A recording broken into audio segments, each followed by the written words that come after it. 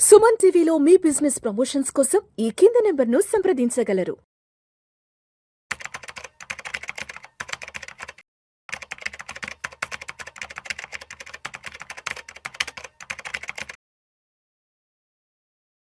అనిల్ గారు నమస్తే సార్. నమస్తే విష్ణు గారు.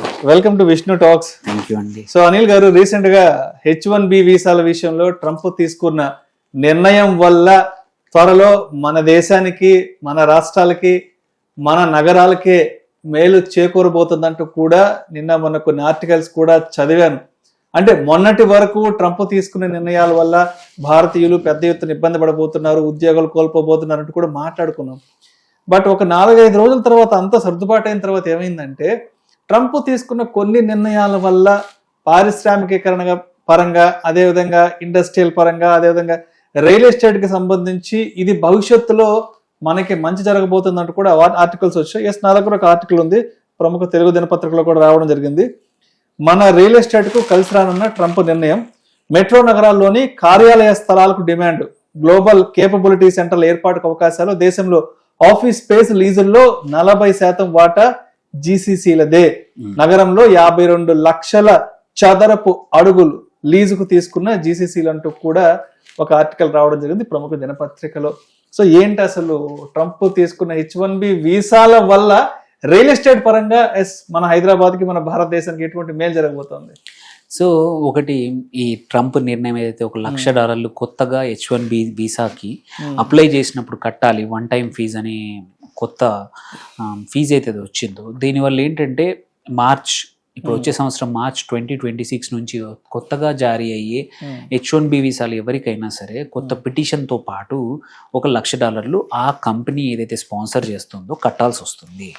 సో దాన్ని బట్టి ఏంటంటే, ఒక 5 సంవత్సరాలు ఒకరికి వీసా ఇస్తే, 6 సంవత్సరాలు ఇస్తే, 2 సార్లకు సరిపడా ఇస్తే, దగ్గర సంవత్సరానికి $16,000 నుంచి $20,000 ఆ కంపెనీ అనేది, స్పాన్సర్ కంపెనీ అనేది అడిషనల్గా పే చేయాల్సి వస్తుంది.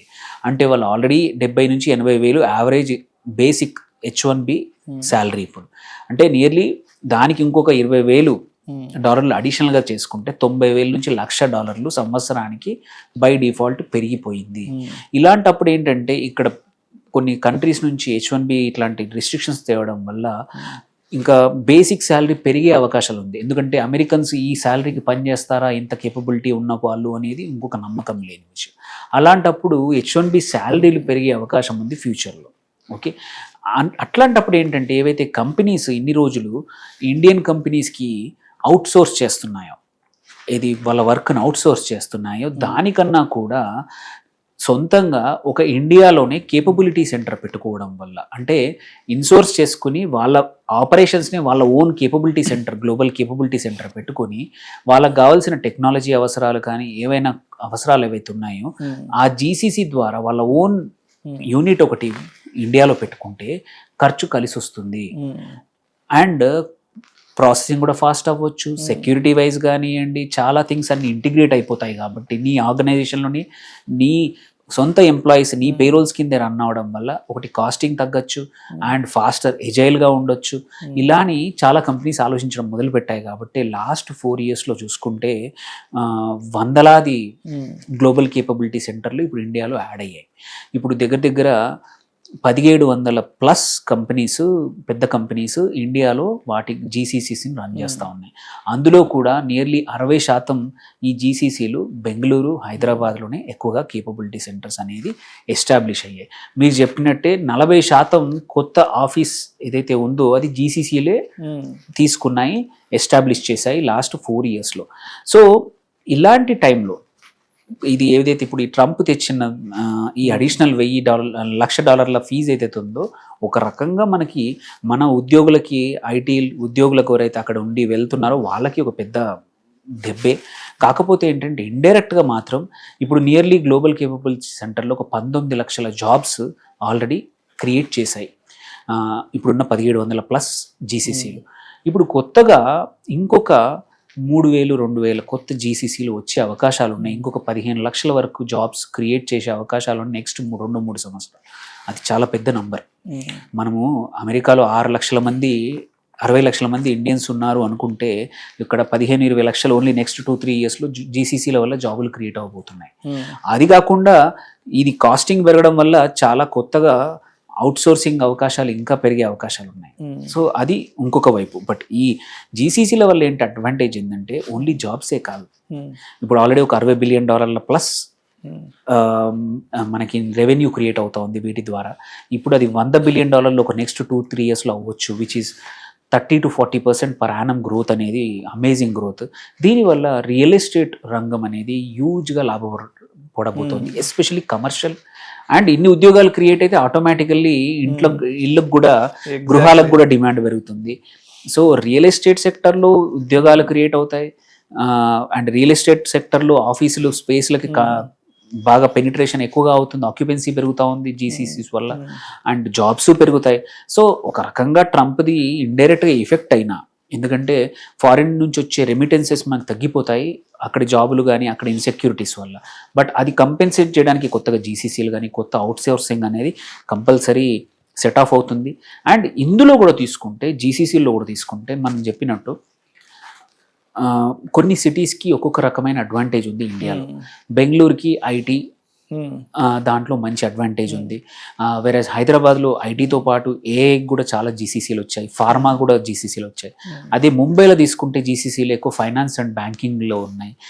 మన పూణేలో ఆటో టెక్నాలజీ సెక్టర్ ఉంది, చెన్నైలో మ్యానుఫ్యాక్చరింగ్ కేపబిలిటీ ఉన్నాయి. అదే మీరు గుర్గాంలో చూసుకుంటే ఈ కామర్స్ సంబంధించిన జీసీసీల కంపెనీలు ఉన్నాయన్నమాట. సో ఇట్లా రకరకాల స్పెషాలిటీస్ బేస్డ్ ఆన్ అక్కడ టాలెంట్ పూల్ని బట్టి. సో ఎక్కడ టాలెంట్ పూల్ని బట్టి ముంబైలో అయితే ఫైనాన్స్ ప్రొఫెషనల్స్ ఈజీగా దొరుకుతారు కాబట్టి బ్యాంకింగ్ అండ్ ఫైనాన్స్ ఉన్నాయి. సో ఇప్పుడు కూడా రంగాల్లో కొత్తగా వచ్చే జాబ్స్ కూడా ఈ ఏరియాలోనే ఎక్కువగా జీసీసీలు కూడా వచ్చే అవకాశాలు ఉన్నాయి. అండ్ మనం ఆల్రెడీ చూసాం హైదరాబాద్లో, బెంగళూరులో కూడా ఓఆర్ఆర్ ఏరియా కానివ్వండి, హైదరాబాద్లో కూడా స్పెషల్ ఇప్పుడు కొత్త న్యూ సిటీ అని ఫ్యూచర్ సిటీ అని ఇప్పుడు రాష్ట్ర ప్రభుత్వం తెస్తూ ఉంది. అండ్ ఈ జీసీసీలో కూడా చూసుకుంటే nearly 60-70% of GCC American companies. Even ఇప్పుడు సక్సెస్ చూసి అమెరికన్ కంపెనీస్ యొక్క జీసీసీలను చూసి చాలా యూరోపియన్ కంపెనీస్, అదర్ కంపెనీస్ కూడా ఇండియాలో వాళ్ళ జీసీసీ గ్లోబల్ కేపబిలిటీ సెంటర్ని పెడతా ఉన్నాయి, ఇన్సోర్స్ చేసుకుంటున్నాయి. నియర్లీ ఇప్పటివరకు లాస్ట్ 4 సంవత్సరాల్లో 10 కోట్ల చదరపు అడుగులు ఆల్రెడీ జీసీసీలు కొనేసాయి. నెక్స్ట్ వచ్చే వాటిలో కూడా huge amount, nearly 8% office space grow అవ్వచ్చు. సో నేను చెప్పినట్టు డిఫరెంట్ సిటీస్కి డిఫరెంట్ స్ట్రెంగ్త్ ఉంది. సో ఐటీ కానీ and also BFSI engineering segment కానివ్వండి, అండ్ మ్యానుఫ్యాక్చరింగ్ అయితే చెన్నై కూడా అన్ని చోట్ల కూడా.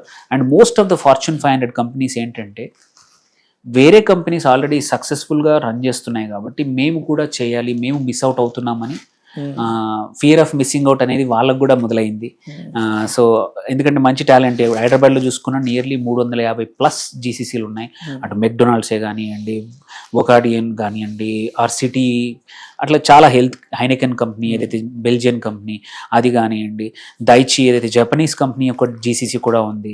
సో ఇట్లాంటి సంస్థలు ఎన్నో జీసీసీలు చేయడం వల్ల ఆల్రెడీ లాస్ట్ 4-5 yearsలో మీరు చెప్పినట్టే దగ్గర 52 లక్షల చదరపు అడుగుల ఆఫీసులు ఓపెన్ అయ్యాయి. సో ఈ డిమాండ్ అనేది ఇట్లాగే కంటిన్యూ అయ్యే అవకాశాలు ఉన్నాయి, ఇంకా పెరిగే అవకాశం ఉంది బికాస్ ఆఫ్ H1B యొక్క ఈ అడిషనల్ ఫీజు వల్ల. సో దీంతో హైదరాబాద్లో రియల్ ఎస్టేట్ రంగంలో కూడా ఉద్యోగ అవకాశాలు పెరుగుతాయి. టెక్ రంగంలో కూడా ఇంతకుముందు బయటికి వెళ్ళాల్సిన అవసరం లేదు, హైదరాబాద్లో మంచి శాలరీడ్ మంచి పేమెంట్ దొరికే ఉద్యోగాలు హైదరాబాద్ బెంగళూరులో పెరగచ్చు దీనివల్ల, కొత్త జీసీసీస్ వల్ల. And office space demand, pricing కూడా పెరుగుతుంది. అండ్ దీంతోపాటు లాట్ ఆఫ్ వాల్యూ యాడెడ్ కొత్త సర్వీసెస్ కూడా ఇండియా నుంచి రావడం వల్ల సర్వీసెస్ ఎక్స్పోర్ట్స్ పెరుగుతాయి ఇండియా నుంచి. సో ఇవన్నీ అడ్వాంటేజెస్. ప్రభుత్వం కూడా జీసీసీలను ప్రోత్సహిస్తుంది. ఏ కంపెనీ అయితే జీసీసీలు పెడతా ఉన్నాయో వాటికి సపరేట్ పాలసీలు కూడా గవర్నమెంట్ తీసుకొచ్చింది, స్టేట్ గవర్నమెంట్. సో ఇలాంటి టైంలో ఒక next 1 or 2 years 40%+ year-on-year growth జీసీసీల్లో రావచ్చు. సో ఒక్కోసారి మనకి ఏదో చెడు జరగబోయే దాంట్లో కూడా మంచి వెతుక్కోవడం అనేది అంటే ఇదే.